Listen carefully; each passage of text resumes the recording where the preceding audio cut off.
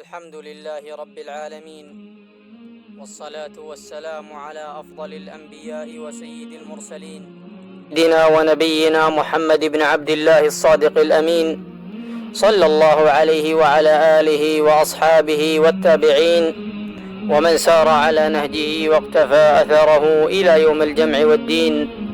أما بعد، أيها المسلمون، السلام عليكم ورحمة الله وبركاته. قال الله عز وجل: وذكر فإن الذكرى تنفع المؤمنين. أيها الإخوة المسلمون، لقد أقبل علينا موسم من مواسم الخيرات، وأهنيكم بقدوم شهر رمضان المبارك. عباد الله، يقول الله عز وجل في محكم التنزيل: شهر رمضان الذي أنزل فيه القرآن هدى للناس وبينات من الهدى والفرقان، صوموا تصحوا. أيها المسلمون، إن الصوم فيه فوائد عظيمة. دربوا أبناؤكم الصغار على هذا الصيام، واعلموا أنه كان يدرب أبناءهم الصحابة رسول الله صلى الله عليه وسلم، فكان الطفل حينما يبكي من شدة الجوع يريد الأكل يلهونه بلعبة يلتهي بها. فأين نحن من هؤلاء الرجال الذي قلوبهم تجاه الآخرة، ومن سعى للآخرة سعيها وهو مؤمن ذلك كان سعيهم مشكورا. أيها الإخوة المسلمون، شهر رمضان المبارك ضيف كريم، وهو ضيف عزيز أنزل فيه القرآن، وفيه ليلة خير من 1000 شهر، ألا وهي ليلة القدر. بلغنا الله وإياكم هذه الليلة المباركة. وكان جبريل عليه السلام يلقى النبي صلى الله عليه وآله وسلم في كل ليلة من رمضان فيدارسه القرآن. لله ما أعظمه من شهر، وما أعظمها من فوائد في هذا الشهر الكريم. أيها الأخ العاصي، أقبل على الله عز وجل بتوبة نصوحة مخلصة. أخلص إلى ربك، وجه نيتك إلى الله سبحانه وتعالى وتب إليه، فإن هذه فرصة ثمينة وفرصة عظيمة. صم شهر رمضان وأنت تائب إلى الله عز وجل. تذكر أن الله سبحانه وتعالى يقول: كل عمل ابن آدم له، في الحديث القدسي: كل عمل ابن آدم له إلا الصوم فإنه لي وأنا أجزي به. تذكر أن الصائمين لهم باب في الجنة يسمى بباب الريان. نسأل الله أن يدخلنا وإياكم مع هذا الباب الذي خصص للصائمين. أيها المسلمون عباد الله، وكذلك في هذا الشهر الكريم من فضائله وخصائصه أنها تفتح أبواب الجنة، تفتح أبواب الجنان، وتغلق أبواب النيران، وتصفق فيه الشياطين. لا إله إلا الله. أين إخواننا اللاهون؟ أين إخواننا الغافلون عن هذه الفضائل وعن هذه الفرصة العظيمة؟ والله من لا يستعد إلى التوبة في شهر رمضان راحت عليه الفرصة وأنه خاسر. وإلا هنيئا لمن اغتنم الفرصة ووجه قلبه وأخلص نيته لله عز وجل. إن شهر رمضان المبارك شهر القيام والصيام، وشهر نعمة الإسلام. كيف لا وأنت تفطر الصائمين وتعطيهم، ولا سيما في الحرمين الشريفين.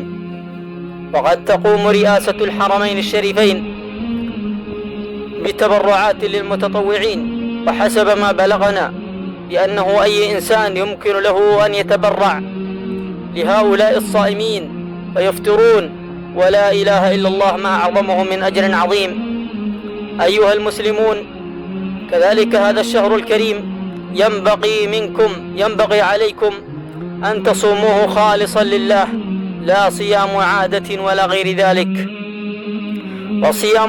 والصيام يعطيك صحة ويدربك على الصوم في غير رمضان، كصوم 6 من شوال وغيرها من صيام التطوع.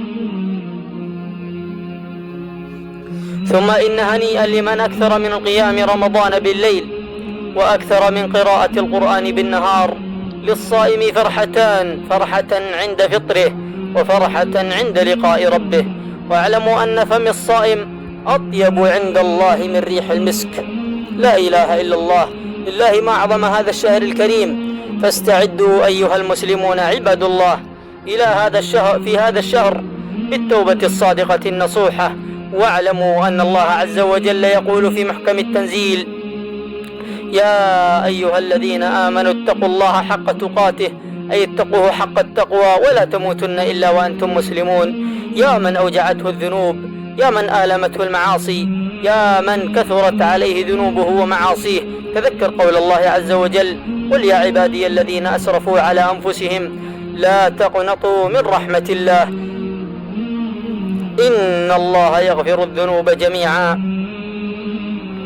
سبحان ربنا عما يقولون علوا كبيرا، لأن الله سبحانه وتعالى يغفر كل ذنب إذا تاب العبد إلى الله وأناب إليه قبل أن يموت.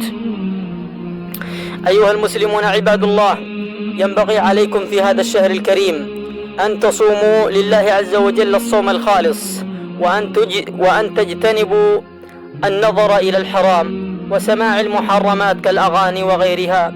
وإن مما جرت في عادة بعض الناس في هذا الشهر الكريم أنهم يجتمعون بالليل ويسهرون، ولله ما أكثرها تجد من مجالس الغيبة والنميمة إلا من رحم الله سبحانه وتعالى.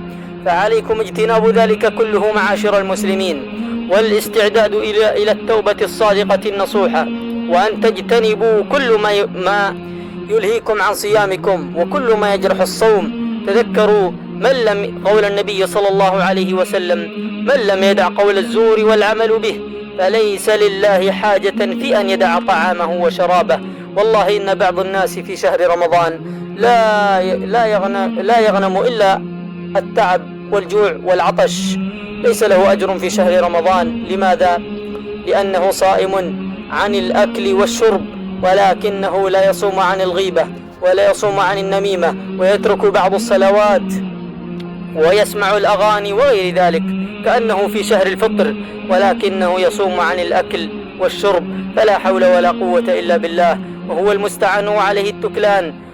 وما أصابكم من مصيبة فبما كسبت أيديكم ويعفو عن كثير. استعدوا أيها الإخوة عباد الله إلى الصوم في شهر رمضان المبارك، واستعدوا له بالتوبة النصوحة الخالصة، واستعدوا فيه بالإنفاق على المساكين. يسروا ولا تعسروا، وبشروا ولا تنفروا، واعلموا أن الله تواب رحيم. نسأل الله عز وجل أن يوفقنا وإياكم لاغتنام هذا الشهر الكريم، وأن يقبل منا صيامنا وقيامنا في هذا الشهر، وأن يعيننا على هذا الصيام والقيام، وأن يوفقنا لأحسن الأعمال، إنه ولي ذلك والقادر عليه.